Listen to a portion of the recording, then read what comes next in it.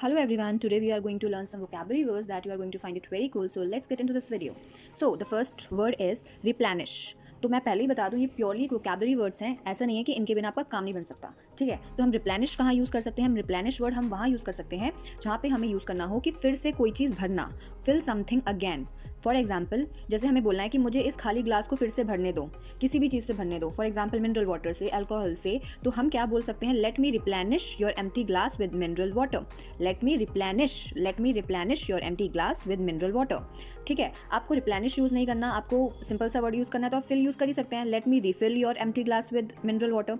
तो रिप्लेनिश का एक क्या होता है, हम इसकी जगह रीफिल भी यूज़ कर सकते हैं। I hope you get it. So अब द नेक्स्ट वर्ड है हमारा drive a wedge. Drive a wedge मतलब होता है किसी चीज़ में, किसी लोगों में दरार डालना। ठीक है, तो मैंने इस दरार डालने पे एक पहले भी आपको एक वर्ड बताया था एक वीडियो के through, and that word was creating rift. Rift, RIFT, rift.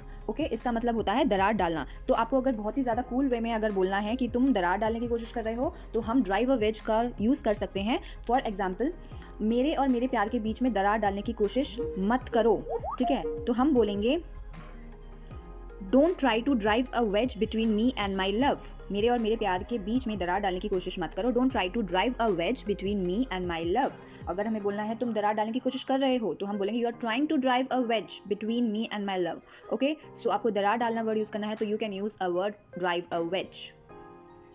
The next word is smack. Smack मतलब होता है पिटाई करना, मारना, hit. That word you can use और you are using till now.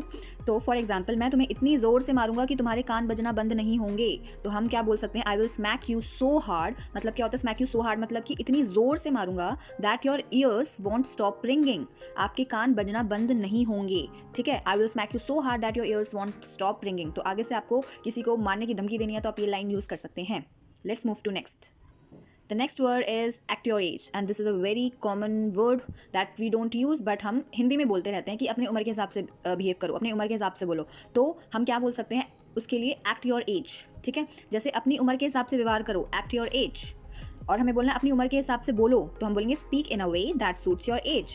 ठीक है, act your age, speak in a way that suits your age. ये राइम सी बन गई। तो आपको क्या बोलना है? अपनी उम्र के हिसाब से बिहेव करो, तो हम बोलेंगे act your age, speak in a way that suits your age. Okay, तो लेट्स मूव टू नेक्स्ट.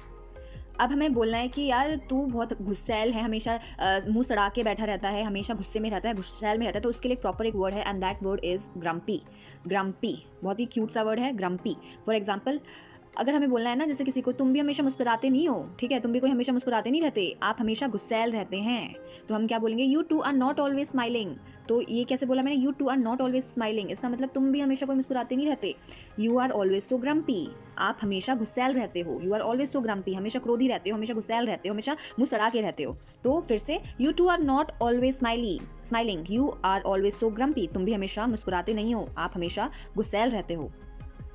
अब हम आउट ऑफ कब यूज़ कर सकते हैं? जैसे कि मान लो कुछ चीज़ खत्म हो जाती है, ठीक है, और हमें पूछना है क्या वेजिटेबल्स खत्म हो गए, क्या फूड खत्म हो गए, क्या रजिस्टर्स खत्म हो गए, तो हम आउट ऑफ वर्ड यूज़ कर सकते हैं। कैसे यूज़ कर सकते हैं? Let's see. क्या रजिस्टर्स खत्म हो गए हैं, तो हम बोलेंगे are we out of registers. ठीक है, अगर हम बोलते हैं कि क्या वेजिटेबल्स खत्म हो गए हैं, तो हम बोलेंगे are we out of vegetables.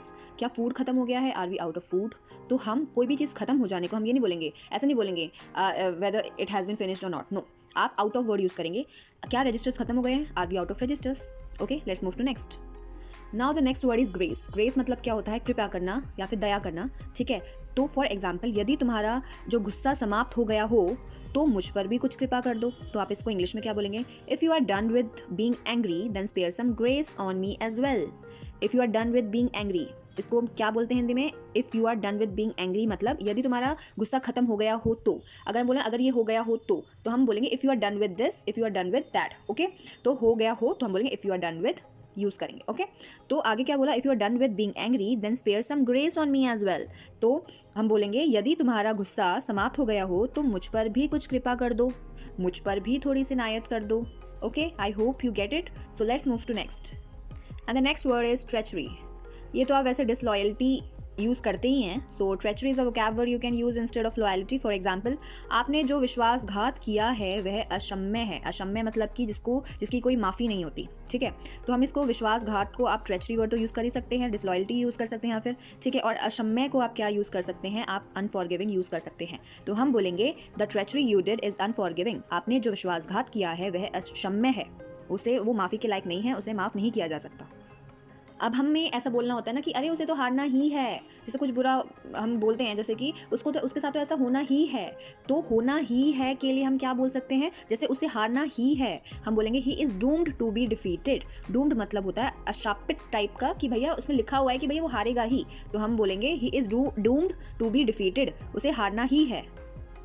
Now the next word is stand the sight. For example, जैसे हम यूज़ करते हैं मैं बर्दाश्त ना कर सकना. ठीक है, तो हम वैसे तो बियर वर्ड यूज़ कर सकते हैं, टॉलरेट वर्ड यूज़ कर सकते हैं, बट एक वोकैब के तौर पर आप stand that site word use करिए. फॉर एग्जाम्पल, मैं अब वह नज़ारा बर्दाश्त नहीं कर सकता, मैं वो बर्दाश्त नहीं कर सकता, मैं वो देख नहीं सकता. ठीक है, तो हम बोल सकते हैं I can't stand that sight any more. I can't stand that sight any मोर.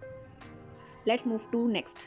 ठीक है, वैसे तो आजकल आपको पता है बहुत ही नकली प्रोडक्ट्स मार्केट में हैं. तो नकली को वैसे तो आप फेक बोलते हैं, बट उसके लिए प्रॉपर एक वर्ड है, and that word is counterfeit. क्या है काउंटरफीट? मतलब नकली, जाली, फेक. ओके, फॉर एग्जाम्पल, उसने असली प्रोडक्ट को नकली के साथ बदल दिया. उसने असली प्रोडक्ट को नकली के साथ बदल दिया. He replaced the original product with counterfeit. He replaced the original product with counterfeit. उसने असली प्रोडक्ट को नकली के साथ बदल दिया. And the next word is agony. Agony मतलब पीड़ा या फिर तड़प में होना. ठीक है, फॉर एग्जाम्पल, जब वह मुझे छोड़कर चली गई तो मैं बहुत तड़प रहा था, या फिर मैं बहुत पीड़ा में था. ठीक है, तो हम क्या बोलेंगे, I was in extreme agony. Extreme agony मतलब बहुत एक्सट्रीम हम कब यूज़ करते हैं, अगर हमें बहुत ज़्यादा को दर्शाना हो. ठीक है, तो हम एक्सट्रीम वर्ड यूज़ करेंगे. एंड एग्नी तो मैंने बताया ही, इसका मतलब होता है पीड़ा या फिर तड़प. आई was in extreme एग्नी when she left me. ठीक है, मैं बहुत ज़्यादा पीड़ा में था, बहुत ज़्यादा तड़प रहा था जब वो मुझे छोड़कर गई. ठीक है, तो एग्नी की जगह आप वैसे भी पेन वर्ड तो यूज़ करते ही हैं. ठीक है, I was in extreme pain, तो आप एग्नी वर्ड भी यूज़ कर सकते हैं. Okay, let's move to next.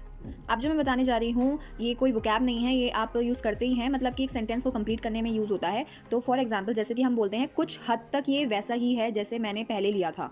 तो कुछ हद तक के लिए आप क्या बोलेंगे, सम वॉट. क्या बोलेंगे, सम वॉट. तो हम ये बोलेंगे ये ड्रेस कुछ पहले जैसी ही है, कुछ हद तक पहले जैसी है या फिर पूरी पहले जैसी ही है. तो हम बोलेंगे the dress is somewhat same of earlier one. The dress is somewhat same of earlier one. Let's move to next. अगर हमें बोलना है ना कहीं, ठीक है, जैसे हम बोलते हैं ना कहीं मुझे पता था कि वह ऐसा ही करेगी या फिर करेगा. ठीक है, तो आप उसके लिए कहीं ना कहीं के लिए क्या यूज़ करेंगे, समवेयर. क्या यूज़ करेंगे, समवेयर. फॉर एग्जाम्पल, कहीं ना कहीं मुझे यह पहले से पता था, हम बोलेंगे somewhere I knew it before hand. पहले ही तो मैंने आपको एक वीडियो में बताया है, उसको आप बिफोर हैंड बोल सकते हैं. ठीक है, तो कहीं ना कहीं के लिए समवेयर वर्ड यूज़ कर सकते हैं. तो हम बोलेंगे somewhere I knew it before hand. कहीं ना कहीं मुझे पहले से पता था. सो ओके, आज के लिए सिर्फ इतना ही. I hope you like all the words and the sentences I taught in this video. So like this video. Bye bye. Thank you.